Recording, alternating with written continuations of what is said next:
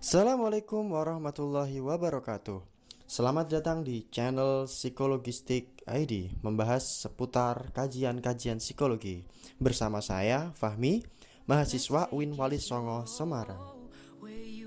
Pada kesempatan kali ini, saya akan membahas sebuah materi dari psikologi pengembangan diri, yaitu membahas mengenai sebuah kematangan karir. Dan menurut saya, bagi teman-teman semua, jangan di skip video ini, karena dalam pembahasan di video ini nanti terdapat tahapan dan faktor apa saja untuk mempersiapkan kematangan karir untuk teman-teman semua. Baik, untuk yang pertama di sini terdapat poin bahasan. Nah, untuk poin yang pertama adalah pengertian kematangan karir dari beberapa ahli. Nah, yang kedua, fase-fase kematangan karir. Ketiga, tahapan kematangan karir. Dan yang terakhir, yaitu faktor-faktor yang mempengaruhi kematangan karir. Kematangan karir menurut para ahli. Menurut Super dalam bukunya Saifuddin tahun 2018, kematangan karir adalah keberhasilan seseorang menyelesaikan tugas-tugas perkembangan karir yang khas pada tahap perkembangan tertentu. Menurut Yost dan Corbusier, kematangan karir adalah keberhasilan individu untuk menyesuaikan dan membuat keputusan karir yang tepat dan sesuai dengan tahapan perkembangannya. Dan menurut Brown dan Brooks, kematangan karir adalah kemampuan individu untuk mencapai karir sesuai dengan tahap perkembangan karirnya. Jadi, dapat disimpulkan bahwa pengertian kematangan karir menurut beberapa ahli yang telah disampaikan dapat disimpulkan bahwa kematangan karir merupakan keberhasilan individu dalam menyelesaikan tugas-tugas dalam setiap tahap perkembangan karir.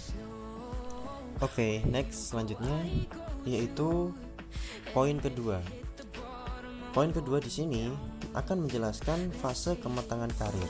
Untuk yang pertama yaitu ada growth, exploration, establishment, maintenance, dan decline. Untuk yang pertama, fase pengembangan atau growth merupakan fase yang dimulai dari sejak individu lahir sampai usia 15 tahun, ketika anak-anak mengembangkan berbagai potensi, pandangan khas, sikap, minat, dan kebutuhan yang dipadukan dalam struktur gambaran diri. Yang kedua yaitu fase exploration merupakan fase yang dimulai dari sejak individu berusia 15 sampai 24 tahun, ketika seseorang memulai memikirkan berbagai alternatif jabatan dan bidang pekerjaan, namun belum mengambil keputusan yang mengikat dan bulat. Yang ketiga, fase pemantapan atau establishment. Oke, merupakan fase yang dimulai sejak individu berusia 22 sampai 44 tahun.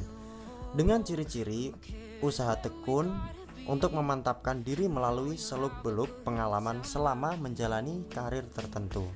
Untuk yang keempat, fase pembinaan atau maintenance merupakan fase yang dimulai sejak individu berusia 45 sampai 64 tahun, ketika individu yang sudah dewasa menyesuaikan diri dalam penghayatan jabatan dan pekerjaan. Dan yang terakhir yaitu fase kemunduran atau fase decline. Dalam fase ini merupakan fase yang dimulai sejak individu memasuki masa pensiun dan harus menemukan pola hidup baru setelah melepaskan jabatannya. Selanjutnya, poin ketiga menjelaskan tentang tahapan kematangan karir. Di sini terdapat 3 tahap. Tahap yang pertama yaitu tahap fantasi. Tahap fantasi ini terjadi pada individu sebelum menginjak 11 tahun. Cirinya adalah anak membayangkan karir dan jenis pekerjaan yang dicita-citakan di masa depan. Bayangan ini tanpa disertai dengan perhatian akan kebutuhan, kemampuan, pendidikan, peluang kerja, persaingan kerja, dan pertimbangan realistis lainnya guna mencapai karir dan jenis pekerjaan yang dicita-citakan. Tahap kedua yaitu tahap tentatif. Tahap tentatif ini terjadi antara usia 11 sampai 17 tahun. Sorry, untuk di slide ini ada kesalahan. Yang di situ tertera fantasi, harusnya itu tentatif. Yaitu terjadi antara usia 11 sampai 17 tahun, yaitu remaja mulai menyadari bahwa untuk mengejar karir membutuhkan sebuah proses. Dan tahap ketiga yaitu tahap realistik. Tahap ini terjadi pada individu sejak usia 17 tahun.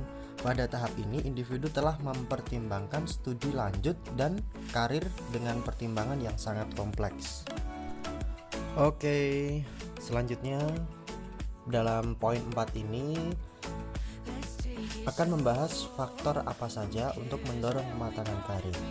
Di sini terdapat 6 faktor yang dapat mempengaruhi kematangan karir menurut Super.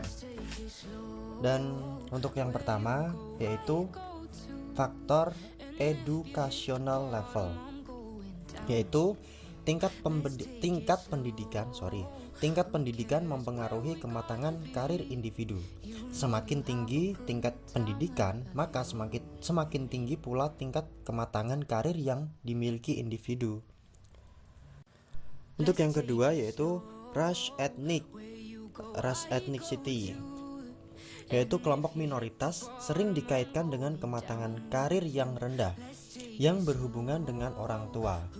Jika orang tua mendukung anaknya walaupun mereka berasal dari kelompok minoritas, anak tersebut tetap akan memiliki kematangan yang baik. Selanjutnya yang ketiga yaitu locus of control.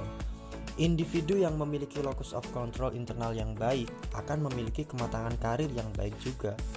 Terus yang keempat yaitu sosial ekonomi status. Individu yang berasal dari latar belakang sosial ekonomi menengah ke bawah menunjukkan nilai yang rendah pada kematangan karir. Hal ini ditandai dengan kurangnya akses terhadap informasi tentang pekerjaan, figur teladan dan anggapan akan rendahnya kesempatan kerja. Yang kelima yaitu work salience, yaitu pentingnya pekerjaan mempengaruhi individu dalam membuat pilihan, kepuasan kerja yang merujuk pada komitmen kerja, serta kematangan karir pada siswa SMA atau SMK dan mahasiswa. Dan yang terakhir yaitu gender. Di sini wanita memiliki nilai karir yang lebih rendah dibanding dengan laki-laki. Hal ini disebabkan karena wanita lebih rentan dalam memandang konflik peran sebagai hambatan dalam proses perkembangan karir dan kurang mampu untuk membuat keputusan karir yang tepat dibandingkan dengan laki-laki. Mungkin ini saja yang dapat saya sampaikan. Semoga materi ini dapat bermanfaat bagi teman-teman semua. Kurang lebihnya saya mohon maaf apabila terdapat kesalahan. Wassalamualaikum warahmatullahi wabarakatuh.